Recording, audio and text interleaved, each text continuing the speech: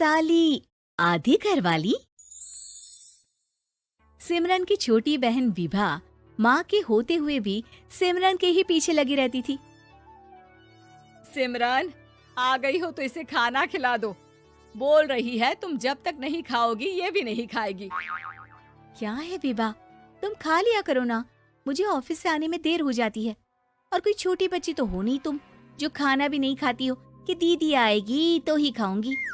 हाँ हाँ, छोटी बच्ची ही समझ लो। और एक बात, जब आपको पता है कि मैं आपके बिना नहीं खाती हूँ तो रोज रोज क्यों बोलती हो? अरे क्या है ये, दोनों बहनें कम माँ बेटी ज्यादा लगती हो। अरे दीदी की शादी हो जाएगी तब क्या करेगी बोल? जब होगी तब की तब देखेंगे।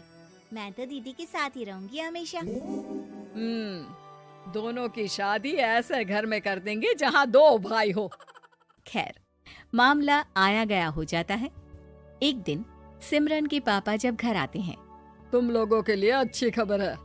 वर्मा जी है ना मेरे दोस्त, उन्होंने सिमरन बेटी के लिए रिश्ता बताया है।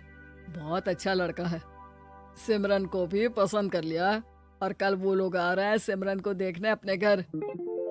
सिद्धांत अपने माता पिता के साथ सिमरन को देखने आता है। उसे सिमरन अच्छी लगती है और शादी तय हो जाती है। सिद्धांत की माँ कहती है, अब तो हम लोग ले जाएंगे जल्द ही अपनी सिमरन को यहाँ से। अरे हाँ हाँ, क्यों नहीं, आपकी ही है अब तो हमारी बेटी। दूर खड़ी विभा सब सुन रही होती है। अब तो दीदी की शादी हो जाएगी, फिर तो वो चली जाएंगी। दीदी के बिना मैं कैसे रहूंगी? कुछ न कुछ तो करना ही होगा जिससे दीदी की शादी ही ना हो। सभी के जाने के बाद क्या शादी के बाद दीदी हम लोगों के साथ नहीं रहेंगी?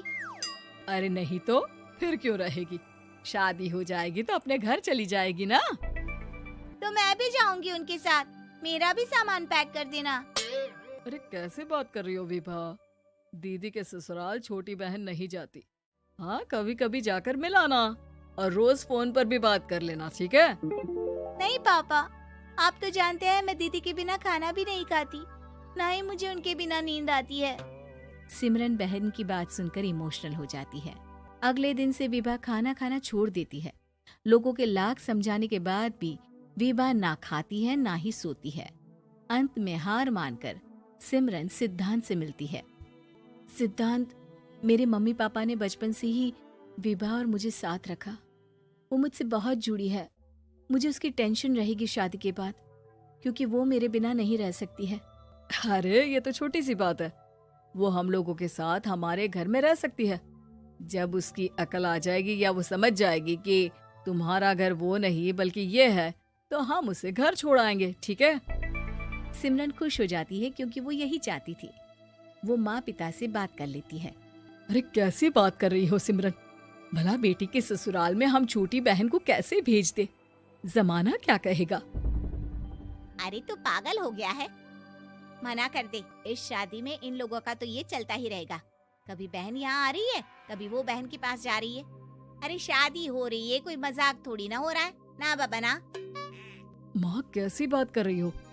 सिमरन से मैं जुड़ाव महसूस कर रहा हूँ और इतनी सी बात के लिए इतनी अच्छी लड़की को कैसे छोड़ सकता हूँ? सिद्धांत की भी जिद होती है कि वो सिर्फ सिमरन से ही शादी करेगा, और होता भी वैसा ही है। सिद्धांत और सिमरन की शादी हो जाती है और दहेज में आ जाती है विभा। शादी के बाद बुआ सास कहती है, अरे माँ ना, साली आधी घर वाली होती है, लेकिन ये क्या, तुम तो उसे घर ही ले आए। तभी चाची कहती है, सिद्धांत को तो हम लोगों ने सीधा समझा था, लेकिन सबसे तेज तो यही निकला। अरे देखो कैसे दहेज तो नहीं लिया, लेकिन साली पर कब्जा कर लिया। सिद्धांत ने इस और तो सोचा ही नहीं था, लोग उन लोगों के बारे में ऐसी भी बात करेंगे। वो वहां से चला जाता है और चुपचाप अपने कमरे में लेट जाता है। क्या हुआ सिद्धांत, तुम अचानक से परेशान हो गए, कोई बात है क्या? अरे नहीं नहीं, वो थक गया था ना, शादी की सारी तैयारी और रस्मों के बीच, सोच रहा हूँ थोड़ा आराम कर लूं। हाँ ठीक है, आप लेट जाइए, मैं विभा का बेड लगा देती हूँ जमीन पर। क्या? वो यहाँ सोएगी? हाँ, बताया तो था कि उसे नींद नहीं आती मेरे बिना। तो तुम आराम से लेटो ऊपर, हम लोग नीचे बिछा लेते हैं। अरे नहीं नहीं, तुम दोनों आराम से लेटो ऊपर, मैं माँ पापा के रूम में जा रहा हूँ। सिद्धांत वहाँ से दूसरे कमरे में चला जाता है, जहाँ सिद्धांत के पिता उससे कहते हैं, क्या बात है बेटा, तू उस कमरे में क्यों नहीं सो रहा? बहू से लड़ाई हो गई है क्या शादी के पहले दिन ही? अब नहीं पापा, वो दोनों बहनों को बात करनी थी और मुझे नींद आ रही है, तो मैं यहाँ सोने चला आया। अगले दिन सिद्धांत तैयार होकर ऑफिस जाता है। ऑफिस में लंच के वक्त दोस्त कहता है, क्या बात है सिद्धांत, इतना सारा खाना एक ही दिन में? हाँ यार, वो सिमरन को खाना बनाने का शौक है तो उसी ने बनाया है। यार हम लोगों की तो सिर्फ एक ही बीवी है, इसकी तो दो है ना। सिद्धांत को गुस्सा आ जाता है। कैसी बात कर रहा है तू? अरे तू तो भाग्यशाली है जो बीवी के साथ साथ साली भी आ गई। अरे साली लोगों की तो आधी घरवाली होती है, तुझे तो पूरी की पूरी मिल गई। सिद्धांत का पारा अब 7वें आसमान में पहुंच जाता है।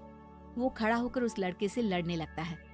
हाँ, मेरी शादी में मेरी बीवी के साथ मेरी साली भी आई है, ये सच है, लेकिन सिर्फ कुछ समय के लिए, क्योंकि उसने सिमरन को बचपन से ही माँ की तरह देखा और यूं अचानक वो सिमरन से अलग नहीं रह सकती थी। इसलिए सोचो, अगर मेरी बीवी उसके लिए माँ का स्थान रखती है तो मेरा दर्जा क्या हुआ? तभी वहाँ बॉस आ जाता है। माफ करना सिद्धांत, यहाँ इस मेंटल लेवल के लोग हैं, जरूरी नहीं साली सिर्फ आधी घरवाली ही हो, कभी वो छोटी बहन तो कभी बेटी भी होती है। वेल डन सिद्धांत। सिद्धांत को अब ऑफिस में कोई कुछ नहीं कहता, लेकिन आस पड़ोस का वो तो वही हाल रहता है। सिद्धांत ऑफिस से घर की ओर आ रहा होता है कि रास्ते में उसे अपनी कॉलोनी का दोस्त मिल जाता है।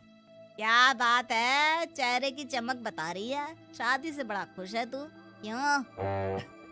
हाँ यार, अच्छी लड़की और अच्छा परिवार मिलना कहाँ होता है जल्दी आजकल। यार हमें भी दिला देना ऐसा परिवार जहाँ एक के साथ एक फ्री की स्कीम चल रही हो। सिद्धांत को फिर गुस्सा आ जाता है।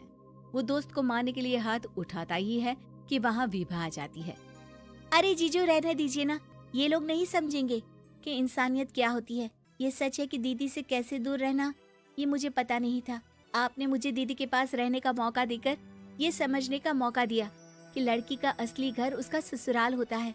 मैं समझ चुकी हूँ, मैं जा रही हूँ जीजू, लेकिन मैं खुश हूँ कि आपने मुझे अपनी छोटी बहन समझा। सभी उन लोगों को देखकर ताली बजाने लगते हैं। विभा अपने घर चली जाती है और सिद्धांत खुशी खुशी सिमरन के साथ रहने लगता है।